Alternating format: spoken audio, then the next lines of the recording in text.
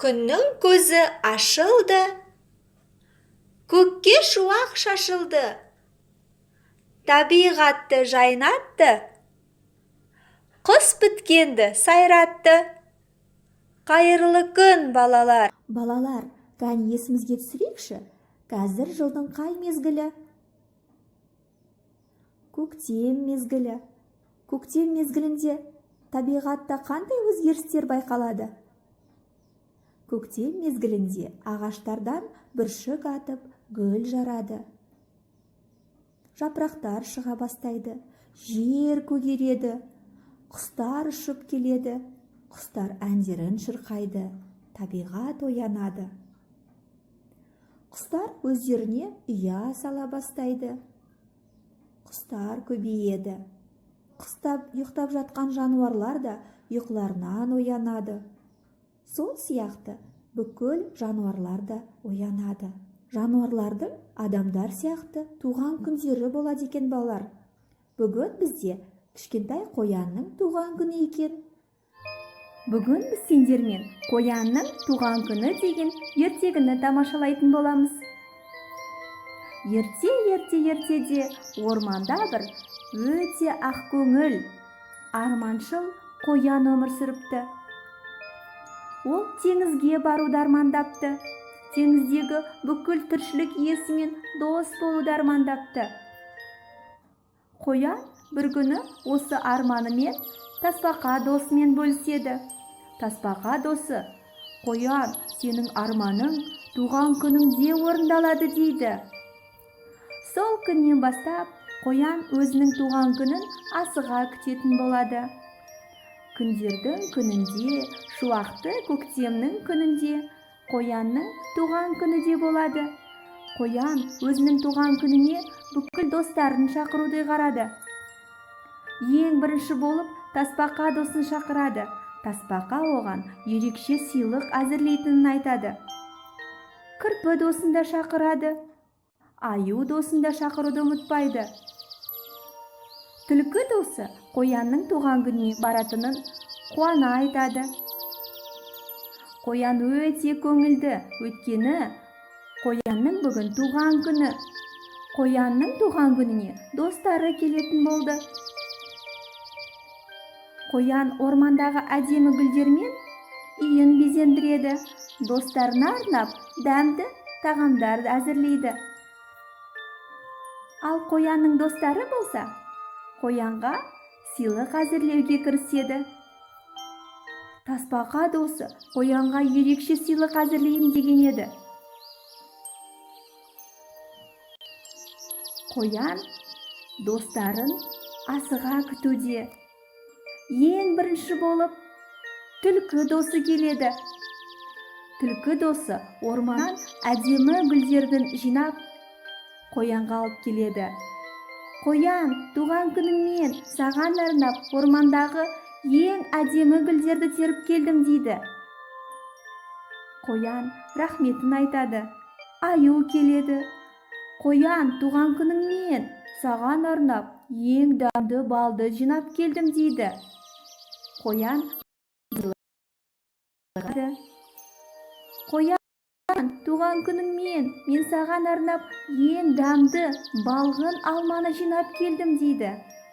Қоян достарының сыйлығына риза болады, рахметін алады. Бірақ қоянның көңіл күйі жабырқаулы. Өйткені тасбақа досы оның туған күніне кешігіп жатыр. Көп ұзамай тасбақа досы да келеді. Тасбақа досы: «Қоян, досым, бүгін сенің туған күніне мен ерекше сыйлық әзірледім. Сен теңізге саяхатқа баруды армандаушы едің ғой. Міне, сен теңізге бармай-ақ, теңіздегі бүкіл балықтарды мына аквариумге салып келдім» дейді. Қоян достарының сыйлығына дән риза болады. Әсіресе тасбақа досына сыйлығына өте риза болды. Сол күннен бастап қоянның тағы да достары көбейді. Ол күнде аквариумдегі балықтарды тамашалап, мәз мейрам болатын еді. Осымен ертегі аяқталды балалар. Балалар, ертегі сендерге ұнады ма? Ертегіде қандай кейіпкерлер болды?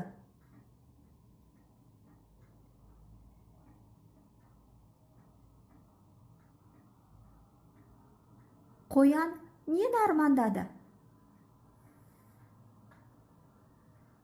Тасбақа қоянға не сыйлады? Сендер де теңізге саяхатқа барғыларың келеді ме? Ендеше бір сергітіп алайық бойымызды.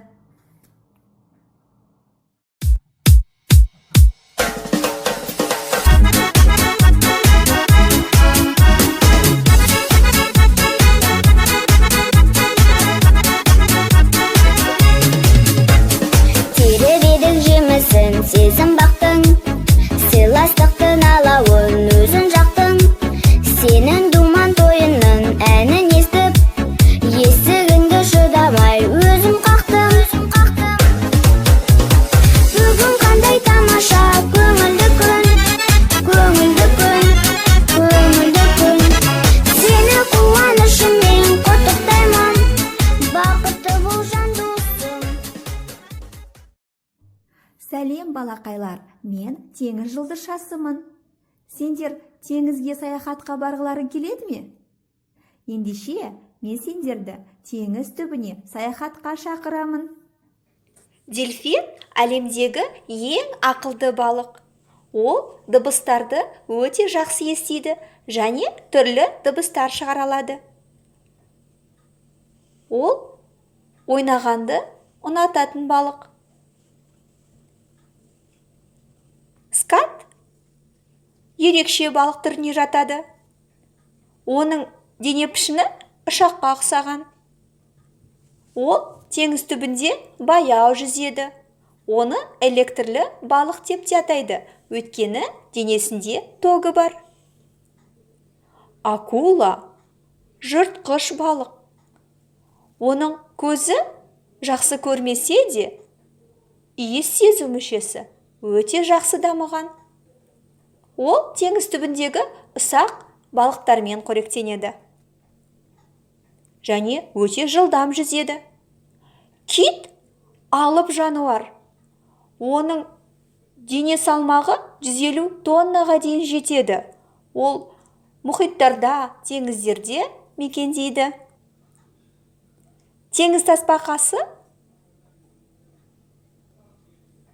теңіз түбінде өзінің аяқтарымен еркін жүзеді, өйткені оның аяқтары ескек тәрізді. Сауыты арқылы өзіне қауіпті жануарлардан қорғанып жүреді. Сендерге теңізге саяхатқа барған ұнады ма? Теңізде қандай балықтарды көрдіңдер? Ендеше мен сендерге жұмбақ жасырамын, мұқият тыңдаңдар. Ең ақылды балық. Ол қандай балық? Жарайсыңдар. Дельфин. Қайталаймыз. Үстінде тасы бар, теңізде жүзеді. Жарайсыңдар. Тасбақа. Қайталаймыз. Тасбақа. Өте жылдам әрі жыртқыш балық. Ол қандай балық? Әрине, акула. Қайталаймыз. Акула. Ең алып жануар, салмағы 150 тоннаға дейін жетеді. Әрине, кит. Қайталаймыз. Кит. Жарайсыңдар балалар. Ендеше көзімізге жаттығу жасап алайық.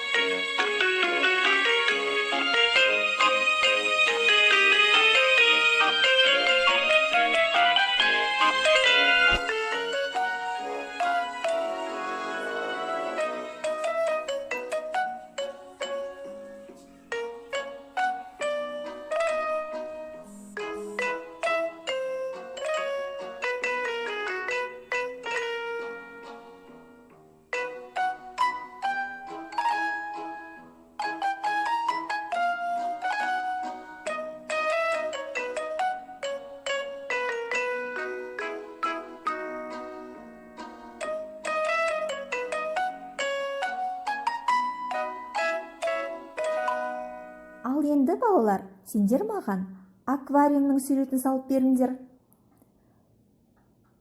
Теңізде көрген балықтарының суретін салсаңдар да болады. Сурет салғанда қауіпсіздік ережесін ұмытпаңдар, мұқият болыңдар. Жай қарандашпен немесе фломастермен үлкен шеңбер сызамыз. Шеңбердің жоғары жағын сопақтау сызамыз. Аквариумның төменгі жағына тастарды саламыз, балдырларды саламыз. Балықтың құйрығын саламыз. Денесі сопақ, үлкен сопақ болады. Аузын және көзін саламыз. Қанаттарын, желбезектерін саламыз. Балықтар желбезектер арқылы демалады екен. Балықтар демалғанда суда ауа көпіршіктері пайда болады екен. Енді бізге балықты бояуға сары түсті гуаш керек. Балықтың басын сары түспен бояймыз. Немесе өздерің ұнатқан түспен бояуға болады. Сары түспен қанатын, құйрығын боядық. Қызыл түспен балықтың денесін бояймыз. Ал құйрығын қызғылт түспен бояймыз.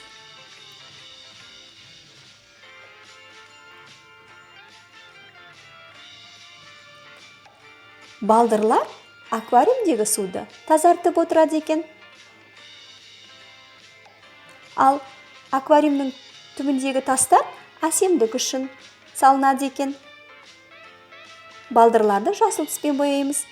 Ал тастарды қоңыр түспен немесе өздеріне ұнаған түрлі түспен боясаңдар болады. Аквариумның ішіндегі су тынық болғандықтан біз көк түспен бояймыз.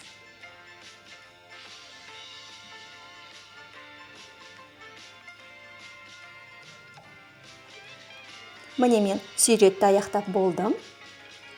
Сендер де суреттеріңді аяқтап болсаңдар, маған жіберуді ұмытпаңдар.